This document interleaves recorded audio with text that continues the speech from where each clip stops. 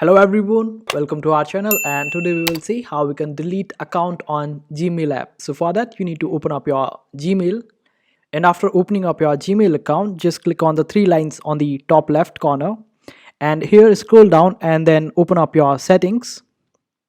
And after that you need to open up any of the link or the any of the your Gmail account which is there.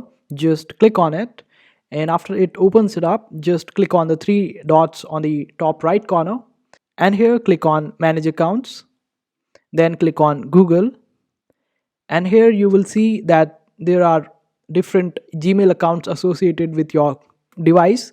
And after that just click on one of them that you want to remove, and after that just click on more option on the bottom, and here you will find this option of remove account. Just click on it and remove the account, and this is how you do it.